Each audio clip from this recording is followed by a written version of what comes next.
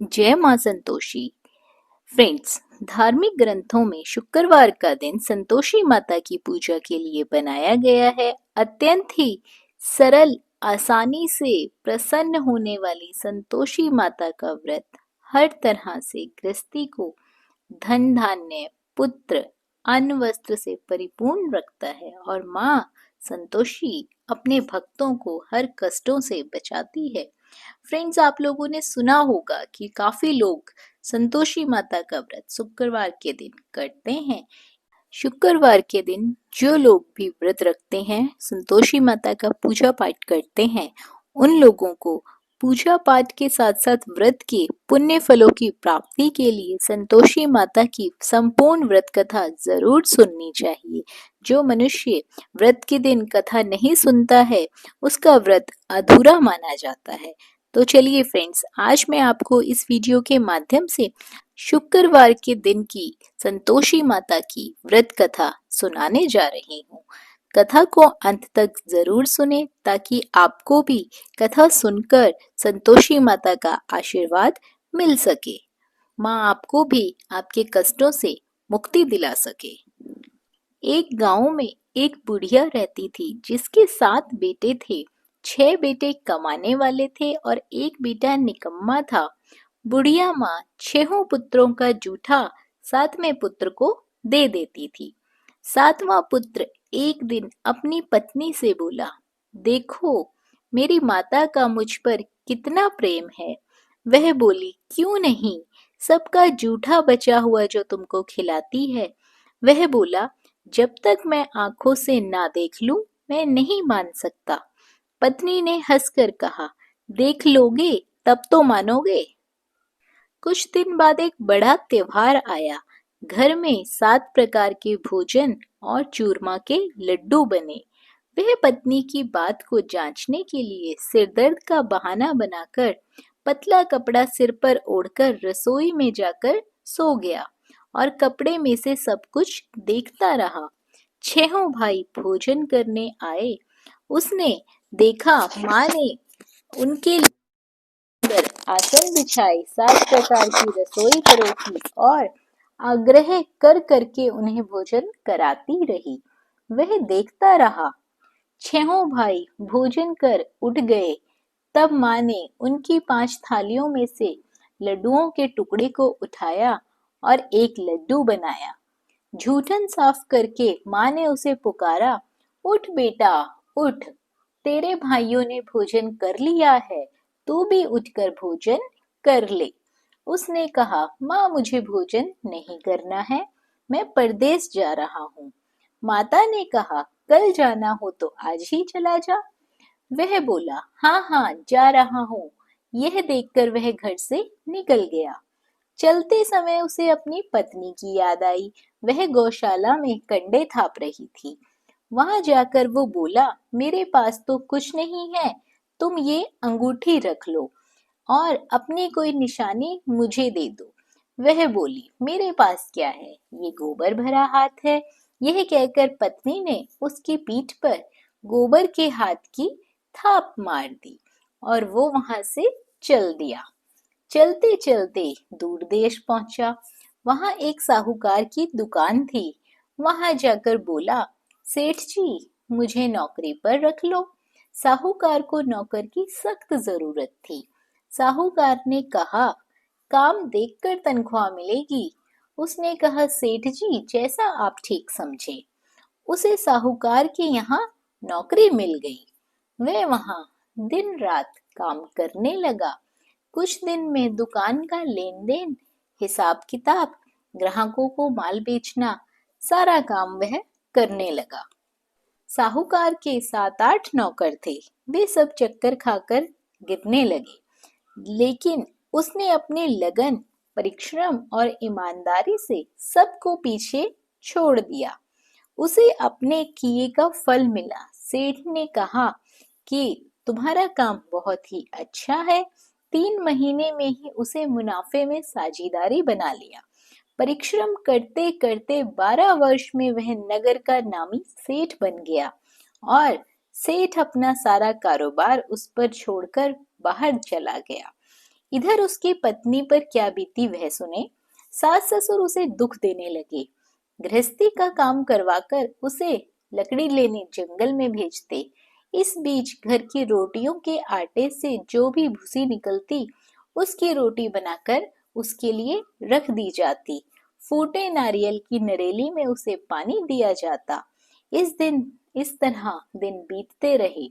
एक दिन वह जब जंगल में लकड़ी लेने जा रही थी, तब उसे रास्ते में बहुत सी स्त्रियां संतोषी माता का व्रत करती हुई दिखाई दी।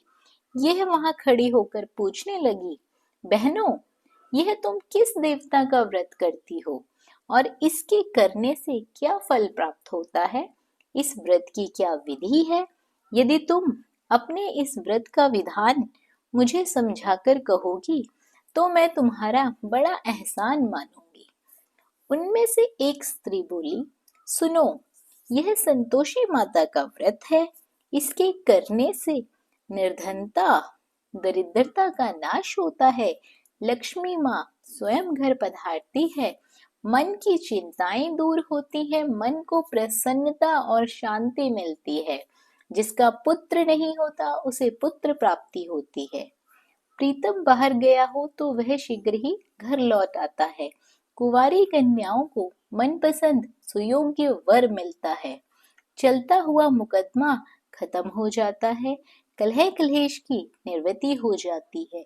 घर में धन जमा हो जाता है। धन जायदाद में लाभ होने लगता है तथा जो भी मन में कामना होती है, सब संतोषी माता की कृपा से पूरी हो जाती है। इसमें कोई भी संदेह नहीं है। वह पूछने लगी, यह व्रत कैसे किया जाता है?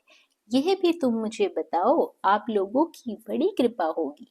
वह स्त्री कहने लगी, बिना परेशानी, श्रद्धा और प्रेम से जितना भी बन सके प्रसाद लेना। 5.25 पैसे से 5.25 आने तक, इससे भी ज्यादा शक्ति और भक्ति के अनुसार गुड़ और चना लेना। हर शुक्रवार को निराहार रहकर कथा कहना और सुनना। इसके ओम बीच नहीं टूटने चाहिए। लगातार नियम के पालन करना। सुनने वाला कोई ना मिले तो घी का दीपक जलाकर उसके आगे जल के पात्र को रखकर कथा कहना, परंतु ध्यान रहे कि नियम ना टूटे। जब तक कार्य सिद्ध ना हो, नियम का पालन करना और कार्य सिद्ध हो जाने के बाद व्रत का उद्यापन करना। 3 मास में माता पूरा फल प्रदान करती है। यदि किसी के ग्रह खोटे हैं तो भी माता 1 वर्ष में अवश्य उनको अनुकूल करती है। कार्य सिद्ध होने पर ही उद्यापन करना चाहिए, बीच में उद्यापन नहीं करना चाहिए।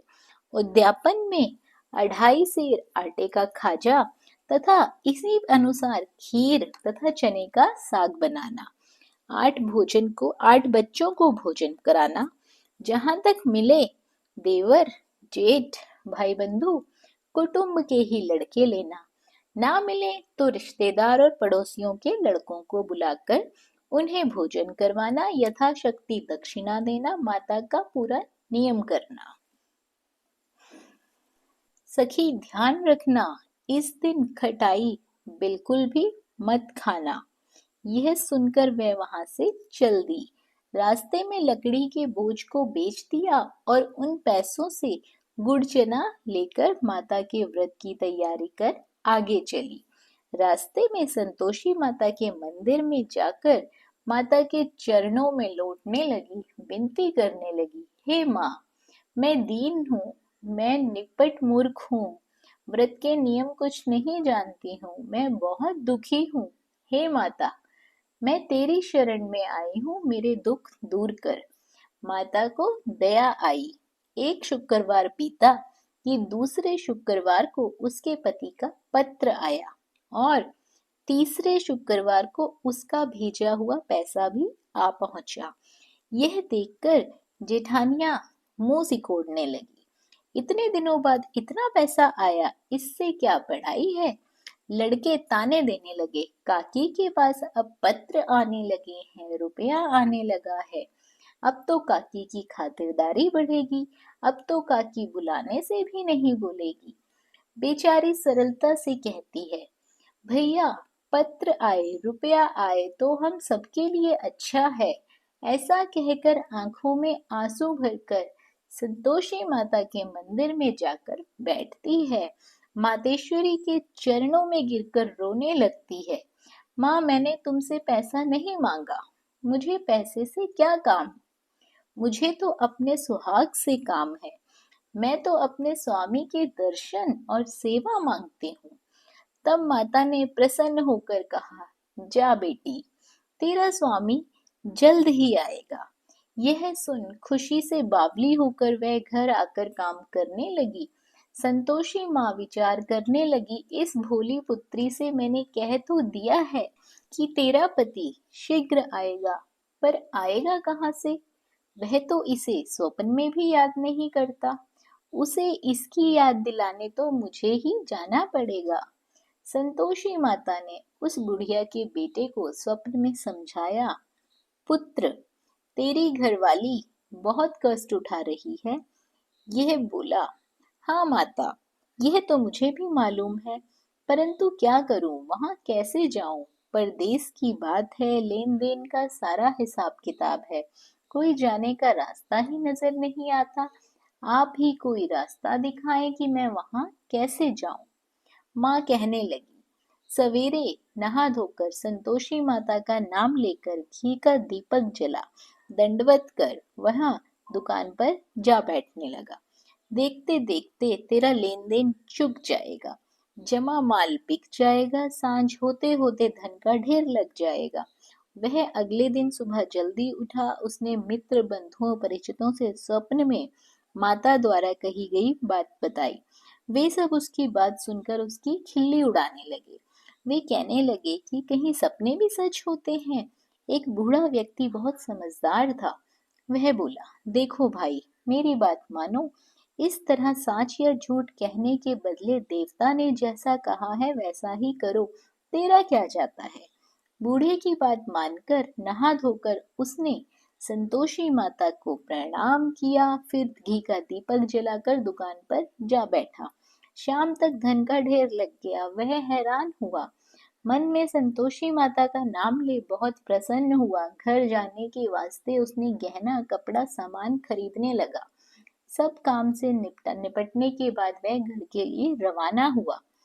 उधर उसकी पत्नी जंगल में लकड़ी लेने गई। लौटते वक्त बहुत थक जाने के कारण संतोषी माता के मंदिर पर विश्राम करने बैठ गई। यह तो उसका रोज रुकने का स्थान था। धूल उड़ती हुई देख उसने माता से पूछा, हे माता, यह धूल कैसी उड़ रही है? माँ ने कहा, हे पुत्री, तेरा पति आ रहा है।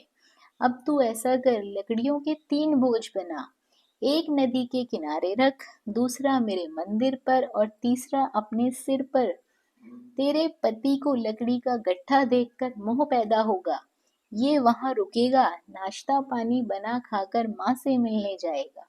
तू लकड़ी का बोझ उठाकर जाना और बीच चौक में गड्ढा डालकर 3 आवाजें लगाना। लो सासू जी, लकड़ियों का गट्ठा लो, भूसे की रोटी दो, नारियल के खोपड़े में पानी दो। आज कौन मेहमान आया है? संतोषी माँ की बात सुनकर वह बहुत अच्छा माँ कहकर प्रसन्न मन से लकड़ियों के 3 बोझ बना लाई। एक नदी के तट पर, दूसरा माता के मंदिर पर रखकर इतने में ही मुसाफिर वहां आ पहुंचा। सूखी लकड़ियां देखकर उसको इच्छा हुई कि यहीं अभी विश्राम कर लेता हूँ, भोजन बना खा पी कर ही यहाँ से जाऊंगा। इस प्रकार भोजन कर विश्राम कर वह अपने गांव में आया। उसी समय बहू सिर पर लकड़ी का गट्ठा लेकर आई। उसने गट्ठे को आंगन में डाला और जोर से 3 आवाजें दी, लो सासू जी, लकड़ी का गट्ठा लो, भूसे की रोटी दो, नारियल के खोपड़े में पानी दो। आज कौन मेहमान आया है? यह सुनकर सास ने अपने दिए हुए कष्टों को भुलाने के लिए कहा, बहू, तू ऐसा क्यों कहती है?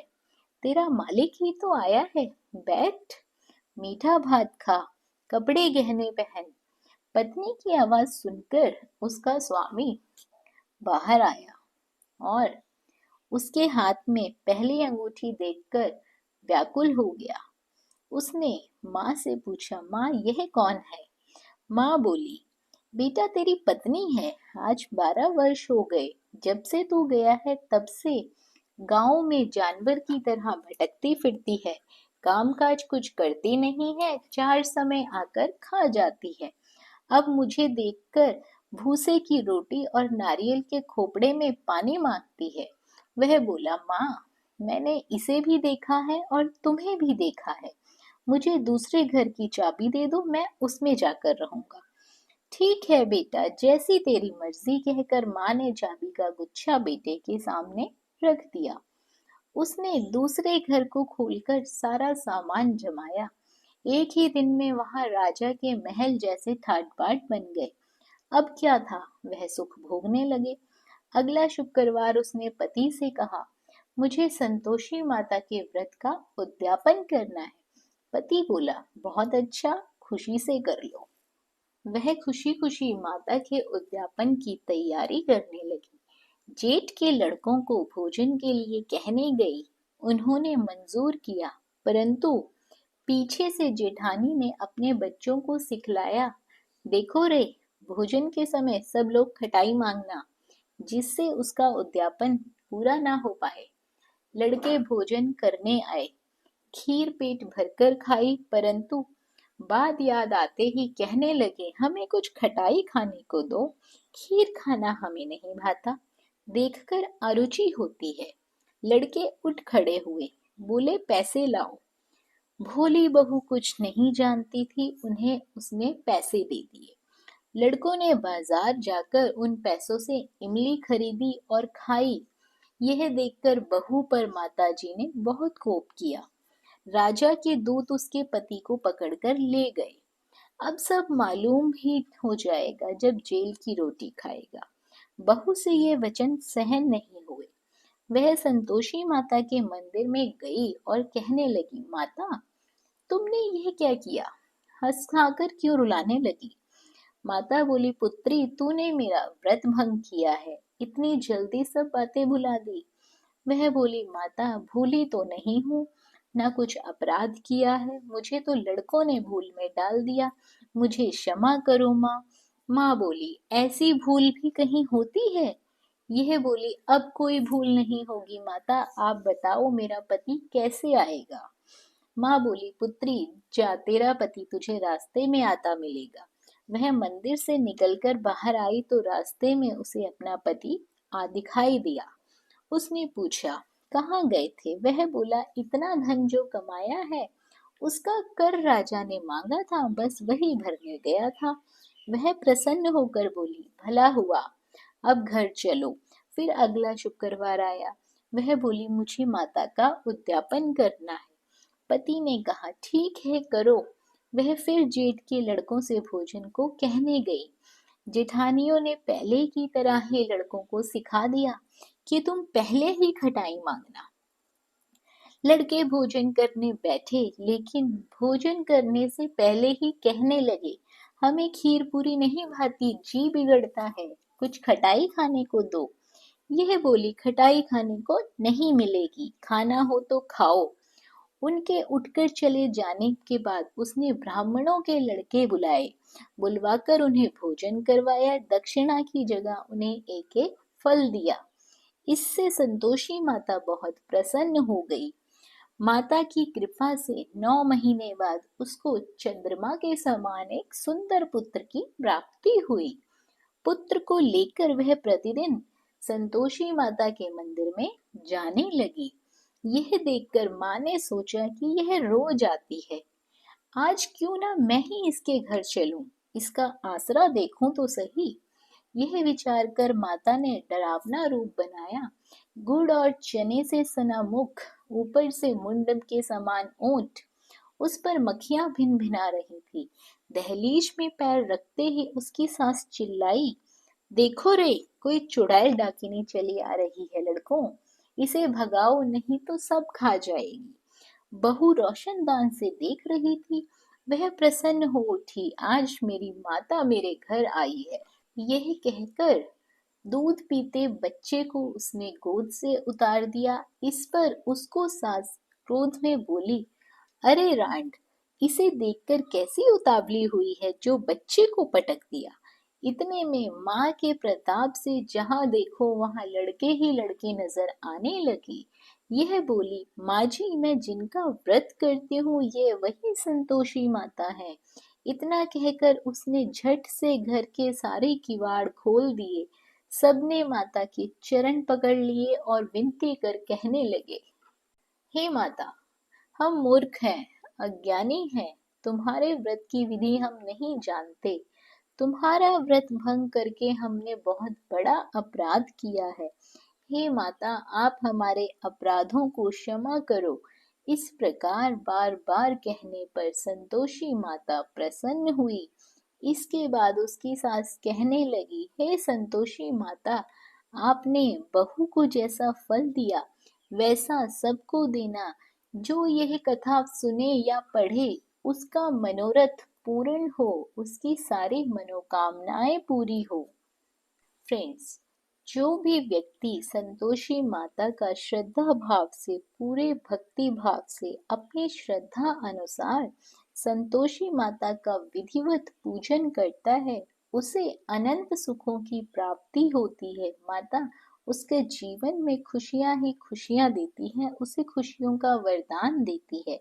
फ्रेंड्स, कथा अच्छी लगी हो, कथा आपको मन को भाई हो, तो वीडियो को लाइक और शेयर ज़रूर करें। और यदि आप हमारे चैनल पर पहली बार आए हैं और इस तरह की व्रत की, पूजा पाठ की विधियां और कथाएं आपको भी अच्छी लगती हैं, तो चैनल को सब्सक्राइब कर लीजिए, साथ ही बेल आइकन के बटन को दबा दीजिए ताकि आपको हमारी आने वाली वीडियोस की नोटिफिकेशन सबसे पहले मिल सके।